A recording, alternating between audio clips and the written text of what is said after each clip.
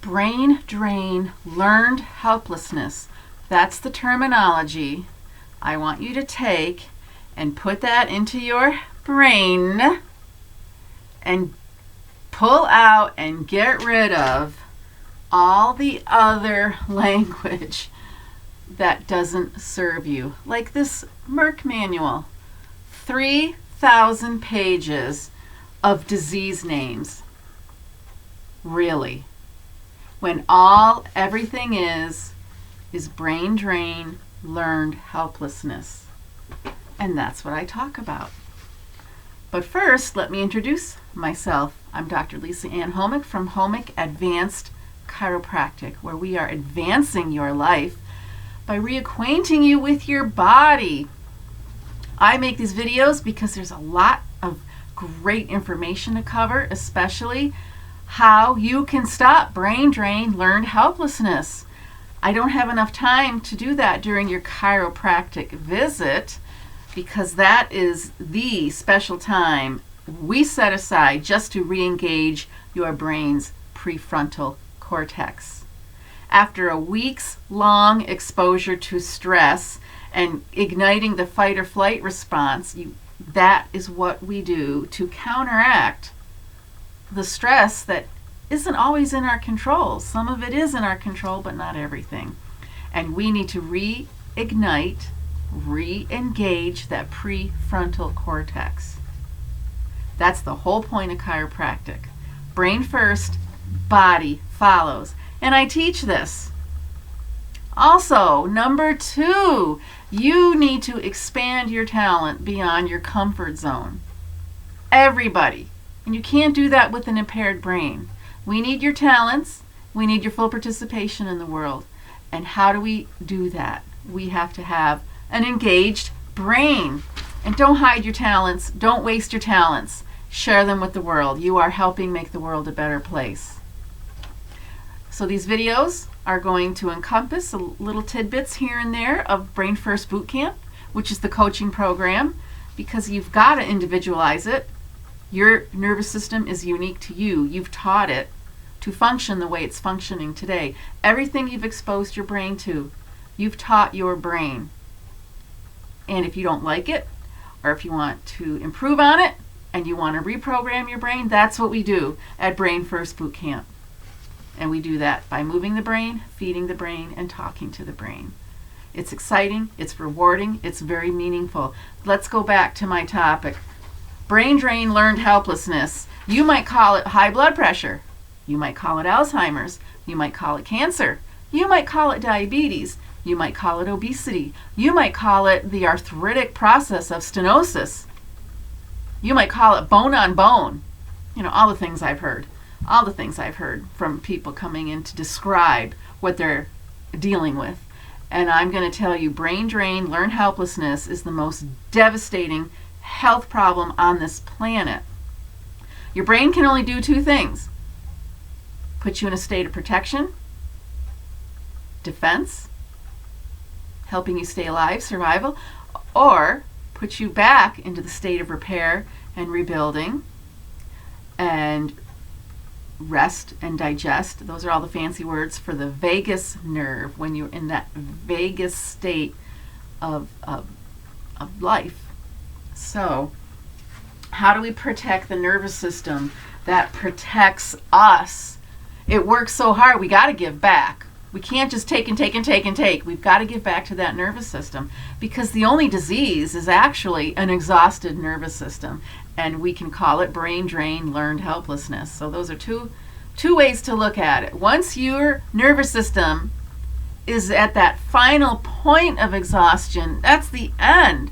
We don't want to get to that point. There are 4 things, 4 categories, I should say. What exhausts the brain? What exhausts that nervous system? And it's poisoning, starvation, incomplete rebuilding, and brain alarm. So some of these terms are a little bit different. I made them up. That's how I created them to describe everything that the nervous system deals with and how you can give back and improve on your life. So poisoning, that's rampant. our environment, our food, the medicines we take, even the electric pollution. And that's just going to exhaust the organs, and the organs, they make their own toxins as well. Every time your cell burns energy, there's going to be metabolic waste that can be toxic to the body if the body can no longer move it out in an efficient manner. So we've got to help that process. And the poisoning is, yes, very rampant, and we've got to understand some of it we can remove out of our lives. I hope most of it. Starvation, that also comes from the medications you're taking and the food you're eating, because not all foods are going to be beneficial to you. And we have to figure out which foods are not, which are more chemical. They are more toxic and more chemical than they are food. We've got to understand there's a difference. And that's going to add not only to the poisoning of our body, but depriving us of nutrients. Because if we can't get the nutrients in a timely fashion, we cannot help the nervous system bounce back. It uses up all this energy to get you through fight or flight.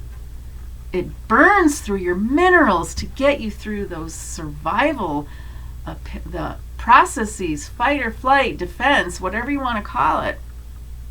We have to replenish, and if we don't, then the nervous system that can't catch up will not keep up.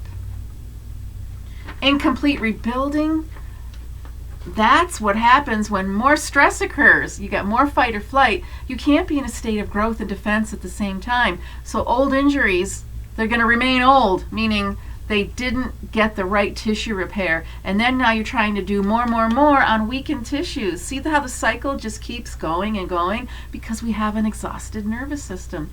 And then brain alarm, that's my term for you're going into fight or flight. You've got to determine if it's a suitable, reasonable fight or flight response, or is it something that's perpetuated by your brain based on past memories. And sometimes the brain goes overboard in a situation that really isn't a survival situation, but your brain perceives it as it is because it's a very primitive process. It's very life-saving. It's very important. We can't say bad things about it, but we can help our brain not be overloaded with unreasonable responses because of our unreasonable stress. That's brain alarm. And then if you're re-triggered easily, that has to be unprogrammed. And I call it your hang-ups. If you've got hang-ups, meaning something that really gets to you, really just irks you, those are the hang-ups that put you in unnecessary fight or flight.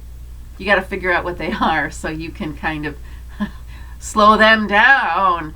So you've got to move the brain, feed the brain, talk to the brain. I teach that to everybody. Chiropractic is the number one way to re-engage the prefrontal cortex by calming down that fight or flight response, allowing you time to rebuild, recover, repair. Because if you don't rebuild, recover, and repair appropriately, you're not going to be ready for the next stressful event. And it's just that downward cycle. We don't want that. That's brain drain, learned helplessness. Give back for everything your body does for you. Give back. TLC.